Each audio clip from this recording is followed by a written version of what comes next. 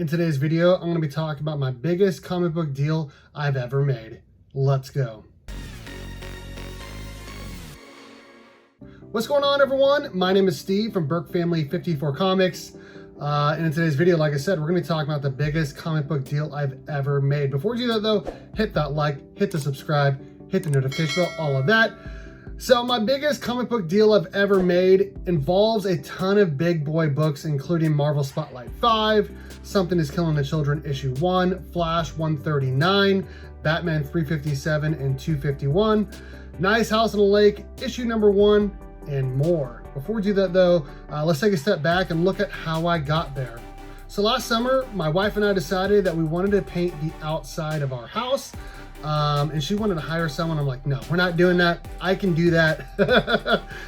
And so I started painting the outside of the house, and as kind of like a Father's Day gift, and also payment for painting the house, my wife got me, or said I could get one of the biggest books that I wanted to get. And it was a pretty expensive book that I was able to buy from my friend. I ended up purchasing a Marvel Spotlight 5 that is a VF condition book. And I also got a bunch of other really cool comic books with it, including the first appearance of Killmonger, Kanto #1, ASN 301, and a bunch of other books as well for around $1,500. Mind you, this was at the time when the comic book market was kind of booming, but also slowing down. And right after, I felt like I had made a pretty good deal. Now, if anyone knows me, they know that I'm not the biggest Marvel fan. I do like Marvel characters and movies, but when it comes to collecting Marvel books, I'm not the biggest fan. So when I got the book, the sole reason I got it is so that I could, press it, grade it, and flip it for a profit, so I could get a book that I really, really, really wanted. And I definitely already had something in mind. Now, upon further inspection of the Marvel Spotlight 5, I initially thought the book was around a VF condition, but when I looked at it more under a close black light, I thought it was more of a mid-grade book, and I actually had some questions and concerns about it having some color touch as well. I reached back out to my friend about the issues that I had, and I was basically told to kick rocks. On top of this, the comic book market was also going down every single day, with the Marvel Spotlight's value was once way above $2,000, and the book was just going down more and more every day, and I started to get a little nervous. Now, I ended up using the extra comics that I got from that deal to have a couple mystery boxes that I wanted to sell. I already had some slabs of mine that I wanted to use, including a 9.8, I think Nightwing 78. I had a Department of Truth #1 9.8, a bunch of other books, Star Wars High Republic #1 9.8, a bunch of other books. I had 5 mystery boxes that I was selling for basically $100 plus shipping, and I basically used all of that money, the money from those 5 mystery boxes, so like right around $500 or so, as a down payment on a book, or to have money to use as a down payment on a book that I really wanted. All right, so now that I have the money for a down payment, all I needed was a buyer for this Marvel Spotlight 5. And I actually had a good friend of mine, Mark from Legion of Comics, that I had reached out to, and he reached out to me as well about buying the book. He wanted me to send it to his presser, Justin Comic, great friend of mine as well, awesome member of this comic book community. And he wanted me to send it to CBCS as well. And I agreed for 2 reasons. Number 1, I was willing to do anything to make a deal with my friend Mark. And I also thought CBCS was the best for me, because unlike CGC, all non-signed comic books come back a blue label, and it would just put at the top whether it has restoration or not, while in CGC, if it had restoration including color touch, which I was concerned about, it would come back a purple label, and I definitely wanted it to come back a blue label. Like I said earlier, I thought this book was around a mid-grade after looking at it more when I got home, and I thought it would come back restored, and my good friend Mark was fine with this. While the book was at CBCS, I actually found a book that I really wanted, the book that I ended up purchasing. I found it online for a deal that I could not pass up, and I actually reached back out to Mark while he was on vacation about, asking about what he was comfortable buying the book for, though we had originally said that we would not talk about that until he got back from vacation. And he basically said that, you know what, go ahead and sell it to someone else. You know, I told him the only reason that I was asking is because, again, I found the book that I really wanted. And he's like, you know what, it's not a big deal, sell it to someone else. But unfortunately for me, I no longer had a buyer for this book. And as anyone knows, the bigger the book, it also lowers the buying pool. And I ended up putting that money that I had saved up from those mystery boxes, $500, down as a down payment to secure the book to make sure that I got it. When a Marvel Spotlight 5 came back from CBCS, it came back a beautiful 5.5, and the best part was there was no restoration, no mention of color touch, which basically I was super ecstatic about, obviously, because those were a couple of things that I was definitely worried about.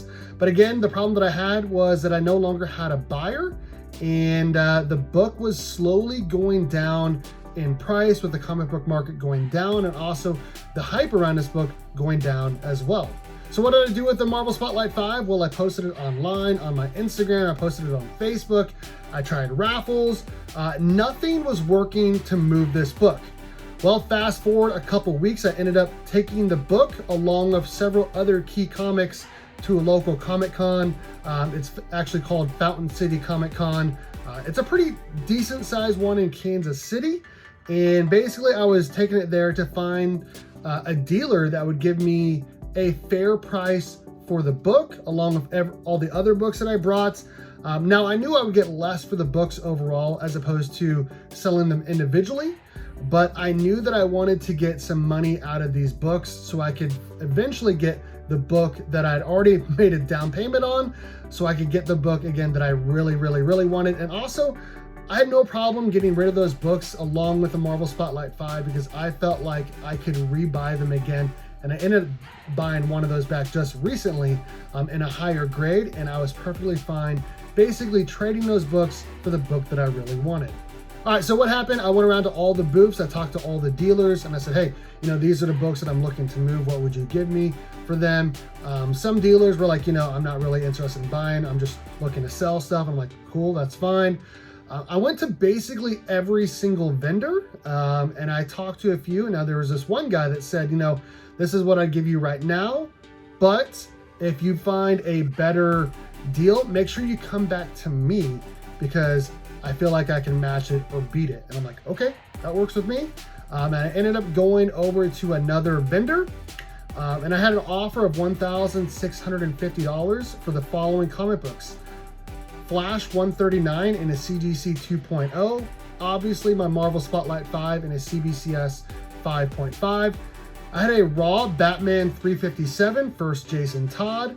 I had a Batman 251 CBCS 1.8, but it did have the Mark Jewelers insert. I also had a Nice House on a Lake issue number 1 John Jang variant in the CGC 9.8, and a Raw Something is Killing Children issue number 1 first printing. And I was pretty happy with the offer that they gave me. But I definitely wanted to make sure I go back to the other vendor that said that they would beat any other offer that I had. And I was a little hesitant at first because they said if I left, that they weren't sure that the offer would be there. In fact, they said if I left and I came back to try to sell it to them, I would basically be taking a $50 risk because they said, you know, it would go down by $50 down to $1,600. And I was like, okay, let me go check out the other dealer. So I went over to the other dealer. He looked at all the books and he goes, I'll give you $1,700 for all of these books. And again, that was higher. It was $50 higher than the previous offer that I had. So I'm glad that I went over to him and I said, deal. I maybe could have squeezed out a little bit more money out of him, but he was a great guy. And I was perfectly fine getting that money. So now I had my $1,700. I finished the transaction. I reached out to the consignment dealer on Instagram. I think it was like Diamond Comic Dealer or something. I can't remember the name, But before I even like made a down payment, I actually like looked up who was selling it, because I asked them who was selling it, and I looked them up on eBay, and they had a perfect score on eBay, way over 2,000 sold books on there as well. And I was like, okay, I'm pretty comfortable with this transaction. And I ended up sending the remaining funds over to him. It was actually exactly 1,700 bucks via PayPal Goods and Services, which actually took off, I don't know, like 50 bucks or so for him, for the seller. And I was more than happy, obviously, to do the goods and services, because that protects me and the seller. And the seller was fine with it as well. In fact, I think their PayPal account at that point was a business account, so that's all they could accept anyways.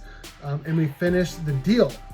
And a few days later, my Grail arrived, and I did a live unboxing of the book, and I'm excited to show you guys what it is. I think most people probably already know this story that's been a subscriber of mine for a while. But here's the book, and I'm gonna take it out of the bag, because I actually have some new bags coming, and this bag is not the best. It was just a bag to put it in when I got here. I should have new bags coming in, I think tomorrow. But here it is. This is the biggest book in my collection, probably the biggest book I'll ever own. I would like to upgrade at some point, but when I was looking back at my list for 2022, because this was a year ago that I did all this, this was the #1 book on the list, obviously, and I wanted at least a 1.0, and I actually got a 2.0. This is The Brave and the Bold, number 28, the first appearance of the Justice League. Look at that. Look at that iconic cover. I wish Batman and Superman were on the cover, even though they are in the book. I'll try to throw up a photo of it up here when they're saying they're creating the Justice League and all that stuff. They're not on the cover because they were on the cover for, I think, World's Finest at the time. But we got all the other people in there. We got Aquaman, we got Green Lantern, we got The Flash, Wonder Woman, and Martian Manhunter as well. Like I said, biggest book I'll probably ever own. More than happy with the transaction overall. And actually, I feel like I did pretty good, because a Marvel Spotlight 5 has definitely gone down in value since I sold it a year ago. And I ended up upgrading my Flash 139 2.0 to a 4.0 up there. I'll try to throw up a photo of it right here. I got it recently at the Tulsa Comic Swap for a really, really good deal. And at some point I will get another Batman 251 and a couple other books that I sold as well. So that is my biggest comic book deal I've ever made. Again, I'm Steve from Burke Family 54 Comics. Let me know in the comments section if you guys like today's story. What do you guys think about the deal I made? What do you guys think about my Brave and the Bold 28? All that and more. All right, guys, thanks for watching. And as always, go Cats! Cowabunga! It's morphin' time!